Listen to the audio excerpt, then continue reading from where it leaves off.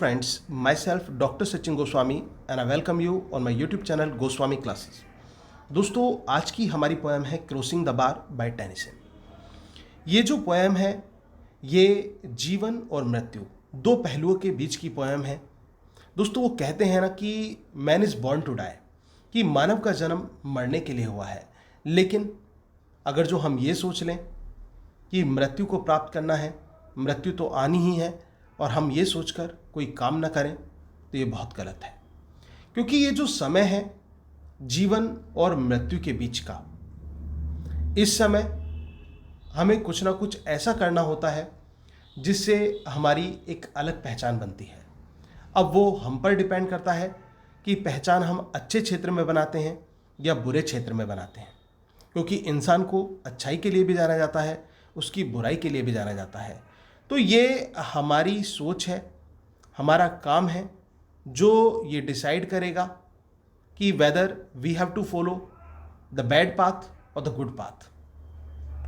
दोस्तों यही तो लाइफ होती है, यही तो ज़िंदगी होती है। तो इस पोएम को जो कि लाइफ से रिलेटेड है, डेथ से रिलेटेड है, से स्टार्ट करने से पहले मैं ज़िंदगी को लेकर अपनी कुछ पंक्तियाँ आपके सामने रखना चाहूँगा, क्योंकि इस पोएम से कहीं ना कहीं ये ताल्लुक़ रखती हैं पंक्तियाँ। तो ज़िंदगी दोस्तों क्या होती है, किसको ज़िंदगी हम कहते हैं। बैठा था तन्हाई में, पूछा मैंने अपनी आरज़ू से, ए ज़ुबा ये बता क्या है ज़िंदगी। तो दोस्तों जवाब कुछ इस कदर आया, किस्मत की कहानी का शैलाब है ज़िंदगी, तेरी इस ज़ुबानी का पैगाम है ज़िंदगी। मेरी इन भीगी पलकों से पूछो तो कहीं सुबह तो कहीं शाम है ज़िंदगी।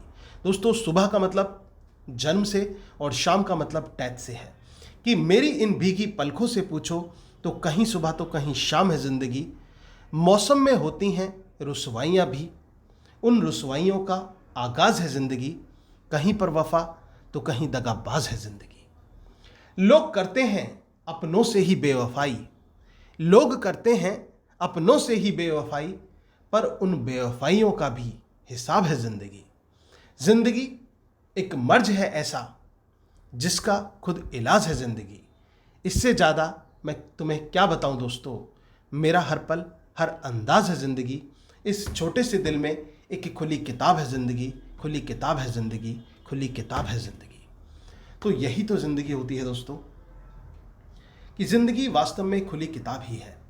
अब टेनिसन इस ज़िंदगी को, इस मृत्यु को किस रूप में लेते हैं और क्या वो चाहते हैं मृत्यु के बाद, वो मैं अब आपको बताने वाला हूं दोस्तों, कि इस पोएम में जो पोएट है वो क्या चाहते हैं, क्या वो कह रहे हैं।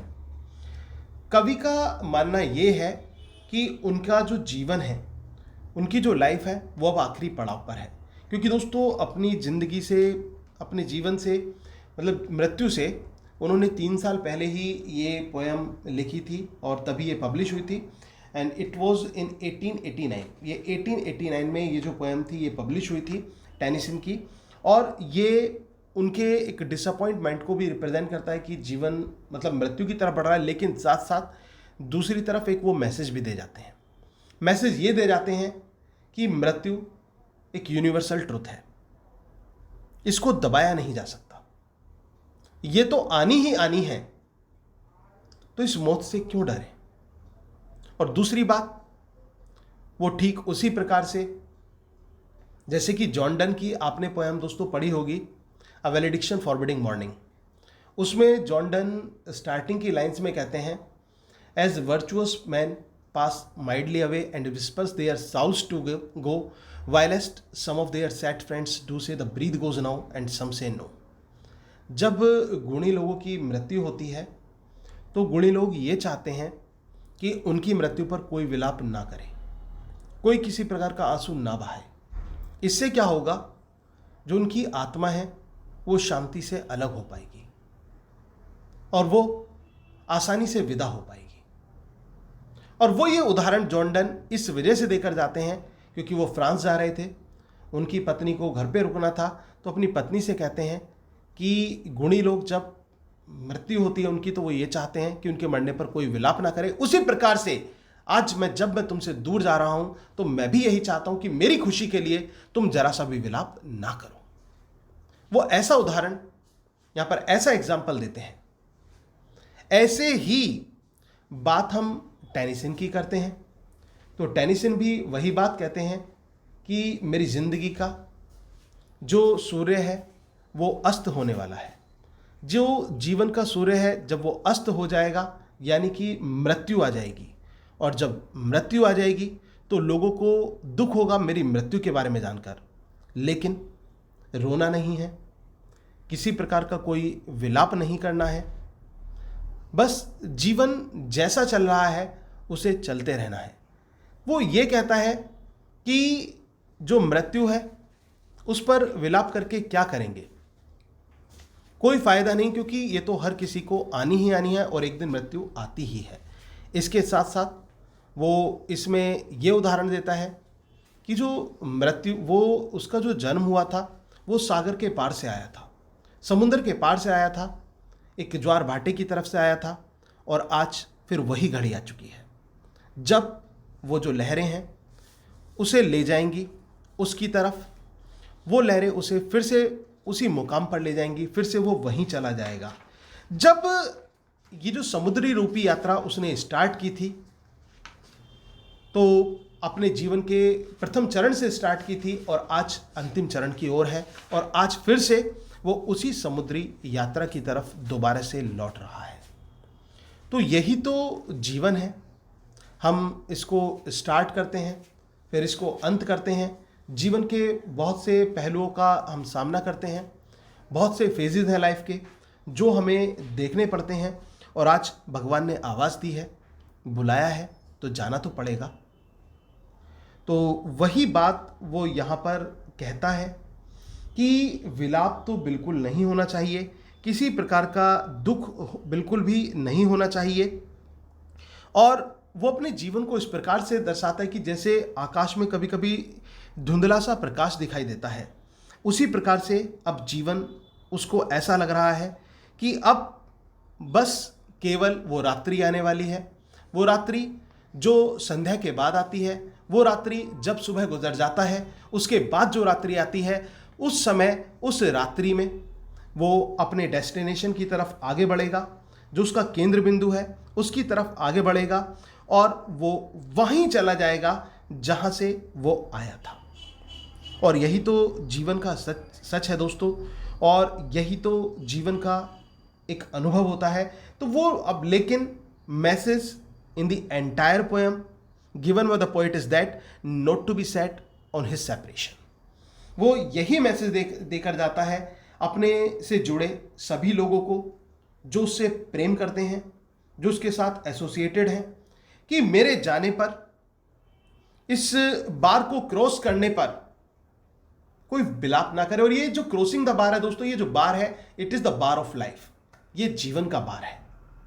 तो इस बार को क्रॉस करने पर किसी भी प्रकार का कोई विलाप ना हो, क्योंकि ये तो होना ही है, डेस्टाइन्ड है, और जो चीज निश्चित है उसको कोई टाल नहीं सकता। तो इस वजह से वो ऐसी बात करता है। तो दोस्तों ये थी समरी क्रॉसिंग द बार की, जो कि टेनिसन के द्वारा लिखी गई है। अब हम चलते हैं लाइन टू लाइन स्टडी की तरफ। अब मैं आपको लाइन टू लाइन ले चलता हूं इस पोएम की लाइन की तरफ। सबसे पहले हम यहां पर आते हैं, the very first line, sunset and evening star and one clear call for me. वो ये कहता है कि जो सनसेट है, सनसेट जो सूर्य अस्त हो रहा है, और दोस्तों यहां पर जो सनसेट कहा गया है, किसको कहा गया है? सनसेट ऑफ लाइफ, जीवन का जो सूर्य जो अस्त हो रहा है, एंड इवनिंग स्टार, और जो इवनिंग स्टार है यानी कि जो रात्रि का तारा है जो चमकने वाला है, वो एक संकेत दे रहा है, रात्रि के आने का संकेत दे रहा है कि अब तेरे जीवन की रोशनी चली गई है, अब एक अंधकार आएगा और जीवन का मुकाम पूरा हो चुका है। इसीलिए वो कहता है and one clear call for me, ये मेरे लिए एक स्पष्ट आवाज़ है, अब मुझे अपने जीवन की यात्रा को यहीं पर विराम देना होगा, यहीं पर रोक लगानी होगी जीवन की यात्रा की। And may there be no moaning of the bar when I put out to sea. और इसके बाद वो ये कहता है कि कोई भी जो मॉर्निंग है वो नहीं होनी चाहिए, ठीक है ना, कोई भी मॉर्निंग नहीं होनी चाहिए, क्योंकि जो लाइफ है वो बाहर जा रही है। When I put out to sea, जब मैं उस समुद्र से बाहर चला जाऊं। समुद्र कैसा दोस्तों, यहां पर जो समुद्र है ये मृत्यु रूपी समुद्र को कहा गया है। तो जो मृत्यु रूपी समुद्र है वो उसको पुकार रहा है, लेकिन जब वो संसार से अलग हो तो वो ये कहता है किसी प्रकार का कोई विलाप ना हो। तो कहने का मतलब ही वॉन्ट्स अ पीसफुल डिपार्चर, वो एक शांतिपूर्वक, एक अलगाव, एक departure, the departure of life वो चाहता है। इसके बाद वो कहता है but such a tide as moving seems asleep too full for sound and form when that which drew from out the boundless deep turns again home। दोस्तों ये वही समुद्र के बंदरगाह की और समुद्र के ज्वार भाटा की बात यहाँ पर की गई है। और यहाँ पर वो ये कहता है जो टाइड है, जो ज्वार है, जो ज्वार भाटा है, वो समुद्र की तरफ लौट रहा है। वो कहाँ लौट रहा है? समुद्र की तरफ लौट रहा है। और उसको वो क्या कहता है कि इस समय उसको कैसा होना चाहिए? To full for sound and form when that which Drew from out boundless deep turns again home. वो बिल्कुल ऐसा होना चाहिए जिसमें शांति होनी चाहिए। बिल्कुल भी ऐसा नहीं होना चाहिए कि वो नॉइजी हो रहा है, ऐसा नहीं होना चाहिए। और ये चीज उसको कहां ले जा रही है? टर्न्स अगेन होम, दोबारा से अब मैं अपने घर जा रहा हूं। अब ये अपना घर कौन सा है दोस्तों? ये अपना घर है मृत्यु के बाद का घर। उस घर की वो बात कर रहा है कि अब मैं फिर से अपने जीवन को अंत करके अपने डेस्टिनेशन की तरफ लौट रहा हूं। मृत्यु जो जीवन का सार्वभौमिक सत्य है उसकी तरफ मैं बढ़ रहा हूं, उसकी तरफ जा रहा हूं। Twilight and evening bell and after that the dark and may there be no sadness of farewell when I embark। Twilight and evening bell, वो ये कहता है कि जो संध्या के समय जो धुंधली सी रोशनी होती है, और इवनिंग बेल मतलब शाम का होने का हिंट, शाम के होने का जो एक हिंट होता है। दोस्तों ये आपने सुना होगा, जो थॉमस ग्रे की एक पोएम है वहां भी ऐसा ही एक इंडिकेशन दिया गया था। Elegy written in a country churchyard, वो पोएम भी ऐसी स्टार्ट होती है, the curfew toll the knell of parting day. घंटियों का बजना शाम के समाप्त होने का संकेत देता है। घंटियां कहां से बज रही थी? चर्च में। तो ये वहीं पर उसी चीज को इंडिकेट दे रहा है। जो इवनिंग बेल है, जो एक अनाउंसमेंट है इवनिंग के होने का। आफ्टर द डार्क, उस रात्रि के बाद, and after that the dark, उस रात्रि के बाद। अब ये रात्रि क्या है दोस्तों? ये रात्रि यानी कि मृत्यु। डेथ को कहा गया है ये जो रात्रि है कुछ और नहीं है, ये मृत्यु है। And may there be no sadness of farewell, वो कहता है कि कोई भी दर्द नहीं होना चाहिए, कोई भी दुख नहीं होना चाहिए ऑफ फेयरवेल। किस चीज का? अलग होने का। व्हेन आई एम्बार्क, जब मैं उस जहाज पर सवार हो जाता हूं। अब उस जहाज पर, किस जहाज पर? जो मृत्यु रूपी जहाज है। जब मैं उस मृत्यु रूपी जहाज पर सवार हो जाऊं तो किसी भी प्रकार का कोई विलाप नहीं होना चाहिए। बस मुझे आसानी से, बड़ी सरलता से, खुशी खुशी मुझे विदा कर देना, अलग कर देना। For though from out our bourne of time and place, the flood may bear me far, I hope to see my pilot face to face when I have crossed the bar। और इसके बाद वो क्या कहता है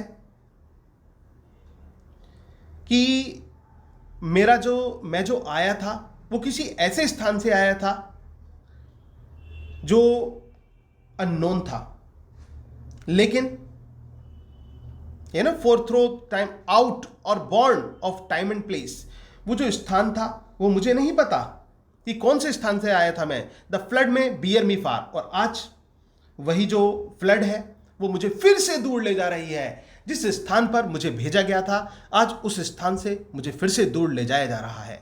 I hope to see my pilot face to face. और वो ये कहता है, मुझे उम्मीद है कि मैं अपने पायलट को फेस टू फेस देख पाऊंगा, यानी कि उसको फील कर पाऊंगा, उसका प्रेजेंस फील कर पाऊंगा, उसका चेहरा देख पाऊंगा अपने पायलट का। और दोस्तों, हमारे जीवन का पायलट कौन होता है? हमारे जीवन रूपी जहाज का पायलट होता है गॉड, भगवान। तो उस भगवान को कहता है कि मैं अपने पायलट को फेस टू फेस देख पाऊंगा when I have cross the bar. और जब मैं इस बार को, इस सीमा को, इस बाउंड्री को, ये बार कौन सी, मैं आपको ऑलरेडी बताया था दोस्तों, ये this is the bar, this is the boundary of life. ये जीवन की सीमा है, जीवन की लाइन है, जीवन की रेखा है। और जब मैं इस जीवन की रेखा को पार कर लूंगा तो मेरा मिलन हो जाएगा। और मेरा मिलन किससे होगा? मेरा मिलन होगा परमात्मा से। मेरा मिलन परमात्मा से होगा दोस्तों, बिल्कुल वही जैसा कि मैंने आपको प्रीवियस किसी पोएम में एग्जाम्पल भी दिया था कबीरदास का, कि ये जो जीवन है दोस्तों, ये जो शरीर है, ये घड़ा है और घड़ा फूटेगा एक दिन। और घड़े का मिलन, ये जो घड़ा फूटेगा, घड़ा फूटकर इसके अंदर जो पानी है यानी कि आत्मा है, उसका मिलन परमात्मा से हो जाएगा। जैसे कि कबीरदास कहते हैं, जल में कुंभ, कुंभ में जल है, बाहर भीतर पानी, फूटा कुंभ जल जल ही समाना, यह तत्कथो न ज्ञानी। वो ये कहते हैं कि जो घड़ा है वो पानी के अंदर है और उस घड़े के अंदर भी पानी है। एक दिन घड़ा फूट गया, घड़े का पानी नदी के पानी में मिल गया। अब क्या कोई घड़े के पानी को नदी के पानी से अलग कर सकता है? कोई नहीं कर सकता। ऐसे ही ये शरीर है, शरीर रूपी यात्रा है। ये जो शरीर है ये घड़े के समान है, इसके अंदर पानी एक ये आत्मा के समान है। एक दिन घड़ा फूट जाएगा, आत्मा निकल जाएगी। और जिस प्रकार से घड़े के पानी का मिलन नदी के पानी से हो गया, फिर उन्हें कोई अलग नहीं कर पाया, उसी प्रकार से आत्मा का मिलन परमात्मा से हो जाता है और फिर उन्हें कोई अलग नहीं कर पाता। वही टेनिसन कहते हैं कि इस जीवन के बाद, इस बार को क्रॉस करने के बाद मुझे मेरे पायलट से मिलने का मौका मिलेगा और मैं मतलब उसकी प्रेजेंस को फील करूंगा, आमने सामने फील करूंगा और मैं उसके साथ ही फिर रहूंगा। तो कहने का मतलब, बाकी जीवन के बाद जो मृत्यु है वो भगवान के साथ है, तो विलाप किस बात का। और तो वही कहते हैं कि मेरे जाने के बाद किसी प्रकार का कोई भी व्यक्ति कोई विलाप ना करे। तो दोस्तों, ये थी poem crossing the bar. I hope कि आपको अच्छी तरह से समझ में आ गई होगी। अगर पोएम अच्छी लगी हो, अच्छी तरह से समझ में आई हो, तो प्लीज़ वीडियो को लाइक जरूर कर देना और कमेंट बॉक्स में रिप्लाई करके भी जरूर बताना। Thank you very much. Yours doctor Sachin Goswami.